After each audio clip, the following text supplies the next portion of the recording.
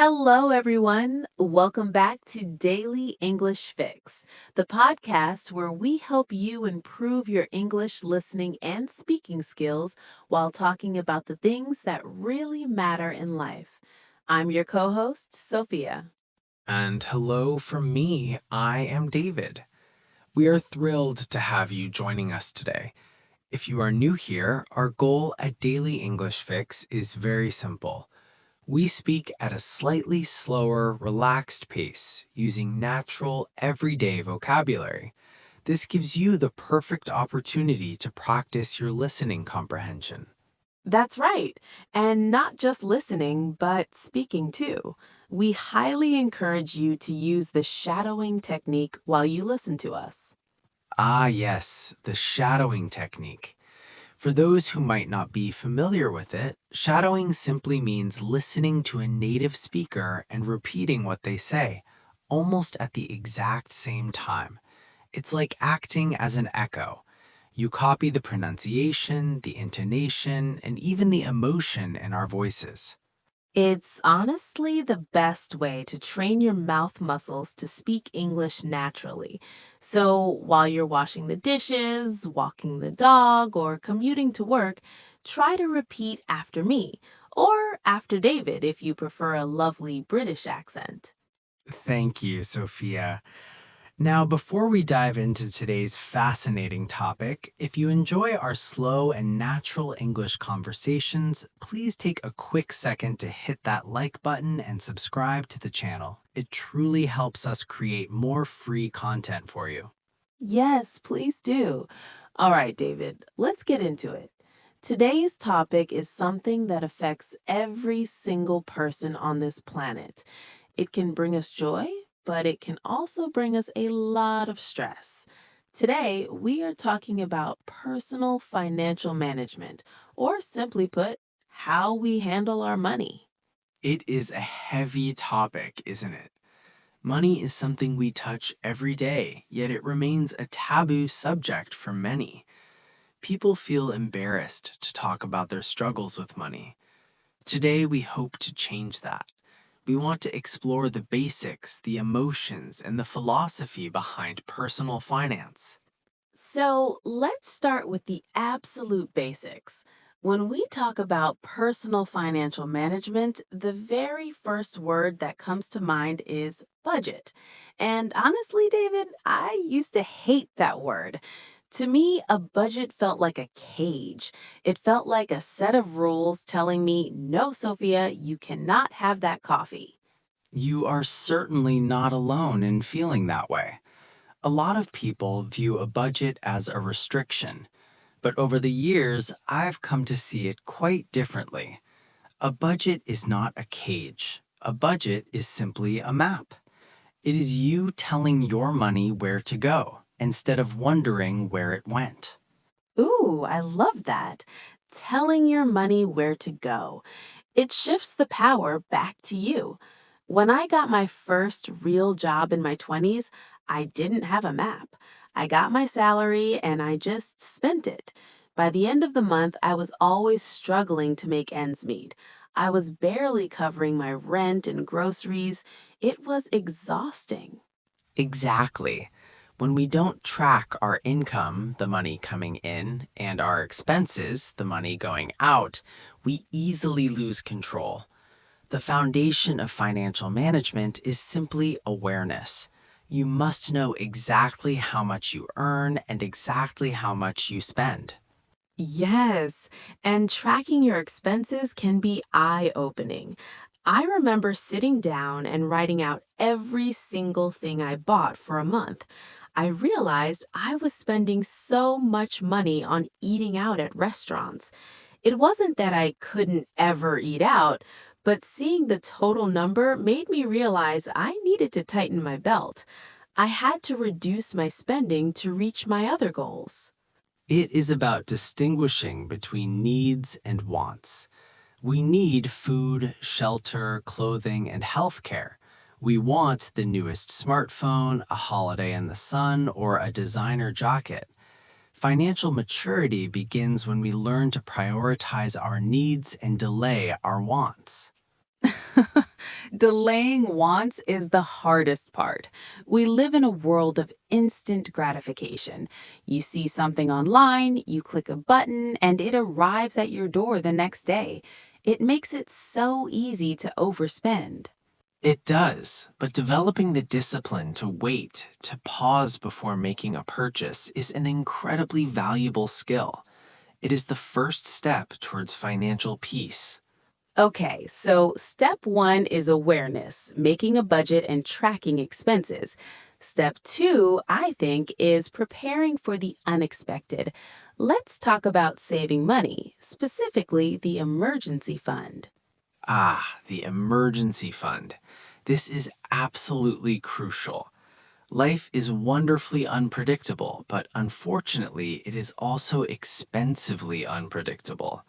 Cars break down, roofs leak, people lose their jobs, or medical emergencies happen. It is not a matter of if these things will happen, but when. Right. And if you don't have savings, an emergency becomes a disaster. You end up having to borrow money or use credit cards, which leads to debt. That's why financial experts always say you need to save for a rainy day. Precisely. A rainy day represents a difficult time in the future. Having 3 to 6 months of living expenses saved in a bank account provides a tremendous sense of security. It allows you to sleep peacefully at night, knowing that if a storm comes, you have an umbrella. I remember when I finally built up my emergency fund. I called it my little nest egg. It took me 2 years of putting away a small amount every single paycheck. But the day I hit my goal, I felt like I could finally breathe. It was a beautiful feeling of safety. That safety is invaluable. And it brings us to the opposite of savings, which is debt. Debt is a very complex subject. Some people say all debt is bad.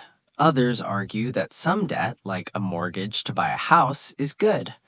What are your thoughts on this, Sophia? I think high interest debt, like credit card debt, is dangerous.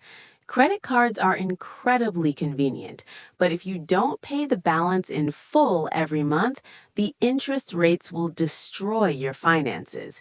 You end up paying so much more for an item than it originally cost. Yes, the mathematics of compound interest work against you when you are in debt. If you are carrying a large balance on a credit card, you must prioritize paying it off. Sometimes you just have to bite the bullet, accept a difficult situation, and put all your extra money toward clearing that debt, even if it means sacrificing fun activities for a while. Exactly. It's tough, but once you clear that bad debt, it's so much easier to get back on your feet and start building real wealth. Sophia, let's move beyond the numbers. Let's talk about the psychology of money, because personal finance is rarely just about mathematics. It is deeply emotional. It really is, David. Money carries so much emotional weight. It represents security, freedom, status, and sometimes failure. I know so many people who live paycheck to paycheck, meaning they spend all their wages before the next payday, and the anxiety that comes with that is crushing. It is a silent anxiety. Many people carry it with them to work, to the dinner table, and to bed. The stress of not knowing if you can pay the electric bill can negatively impact your mental health, your physical health, and your relationships. In fact, financial stress is one of the leading causes of arguments in marriages. That is so true. And I think social media has made it even worse. We scroll through our phones and see people taking luxurious vacations, driving expensive cars, and eating at high end restaurants. It creates this intense pressure to keep up. We feel like we're failing if we don't have those things. The danger of comparison. Theodore Roosevelt famously said, "Comparison is the thief of joy." When we judge our financial success by looking at the carefully curated lives of others on the internet, We are playing a game we cannot win. We often buy things we don't need with money we don't have to impress people we don't even like. Wow, read that again. We buy things we don't need with money we don't have to impress people we don't even like. That is so powerful. I remember a time when I wanted a specific designer bag. It would cost an arm and a leg. It was outrageously expensive. I almost bought it on a credit card just so I could look successful to my friends. And what stopped you? I realized that the bag would make me happy for maybe a week, but the debt would make me stressed for months. I didn't want to break the bank just for a temporary feeling of status. I chose my peace of mind over a piece of leather. Very wise choice. Peace of mind is the ultimate luxury. True financial well-being isn't about looking rich, it's about being secure. It's about quietly knowing that you are okay, regardless of what anyone else thinks. That leads us perfectly into the deeper meaning of wealth. David, you are very philosophical. What does wealth actually mean to you? To me, wealth is not a number and a bank account. Wealth is having control over your time. It is the freedom to wake up in the morning and say, I can do what I want today. Time freedom, yes. Money is simply a tool. If you use it to buy a massive house that requires you to work 80 hours a week at a job you hate just to pay the mortgage, you are not wealthy. You are a prisoner of your possessions. But if you live modestly, save your money, and use it to buy back your time, to spend with your family, to read, to walk in nature, then you are truly wealthy. I couldn't agree more. I've started spending my money on experiences rather than things. A few years ago, I took a cheap backpacking trip through Europe with my sister. We didn't stay in fancy hotels, we stayed in hostels. But the memories we made, the laughs we shared, those are priceless. No physical object could ever replace that experience. Experiences become a part of who we are. Objects just gather dust. There's an old proverb that says, a penny saved is a penny earned. It implies the importance of saving, of being frugal. But we must remember why we are saving. We don't save just to hoard gold like a dragon in a cave. We save so that we can live a meaningful, generous life. Generosity is a huge part of it. When you manage your personal finances well, you aren't just helping yourself. You put yourself in a position where you can help others. You can donate to charity, you can buy a meal for a friend who is struggling, you can support your aging parents. Managing your money is actually an act of love for your future self and for the people around you. That is a beautiful way to look at it, Sophia. Financial responsibility as an act of love. If our listeners take only one thing away from this long conversation, I hope it is that sentiment. You are managing your money so that you can live a life of freedom, peace, and love. All right, everyone, you've made it through the deep philosophical part of the podcast. Now it is time for our favorite segment, the Idiom Review. During our conversation today, we used several native English idioms related to money and finances. We are going to review 10 of them now. I will state the idiom, Sophia will give you a clear definition, and then I will provide a practical example sentence. This is the perfect time to practice your shadowing. Listen carefully to David's example sentences and try to repeat them out loud. Let's go. Number 1, make ends meet. Definition: to earn just enough money to pay for your basic living expenses like food and rent with nothing left over. Example sentence for shadowing. When I was in university, I had to work 2 jobs just to make ends meet. Number 2, tighten your belt. Definition: to spend less money than you did before because you have less money available. Example sentence foreshadowing.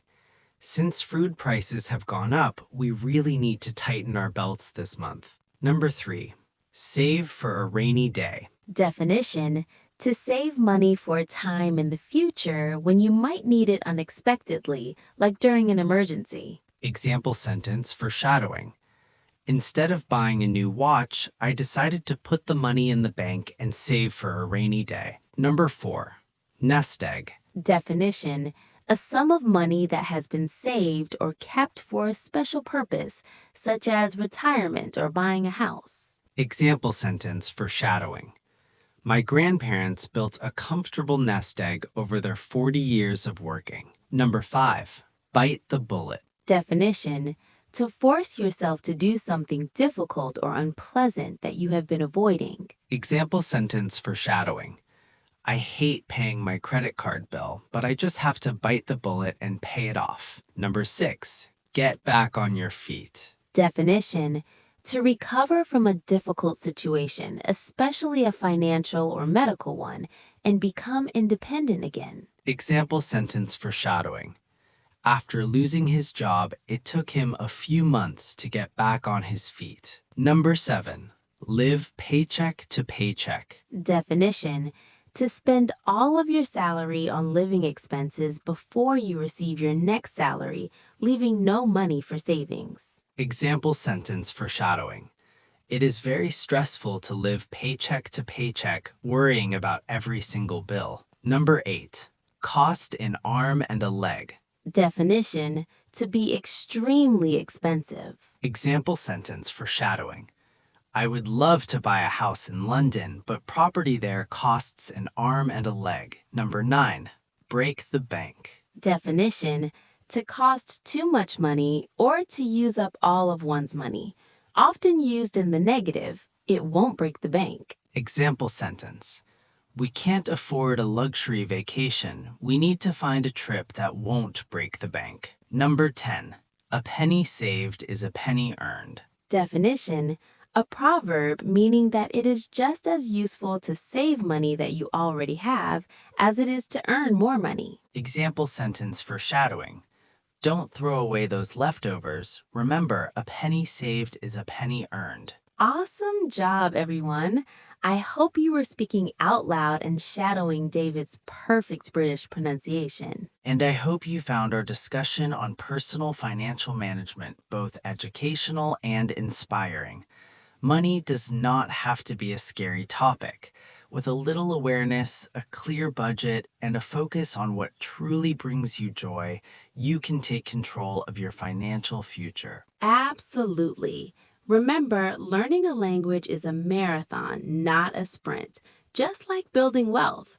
We highly encourage you to listen to this podcast episode multiple times. The first time, just listen for the overall meaning. The second time, focus on the new vocabulary. And the third time, practice your shadowing. If you found today's episode helpful, please leave us a comment below. We would love it if you could write a comment using one of the new idioms you learned today. Show us your English skills. Don't forget to like this video, subscribe to Daily English Fix, and hit the notification bell so you never miss a new Slow English podcast. Thank you so much for spending your time with us today. Time is our most valuable asset. Thank you for sharing yours with us. Stay safe, stay positive, and we will see you in the next episode. Bye, everyone. Happy learning.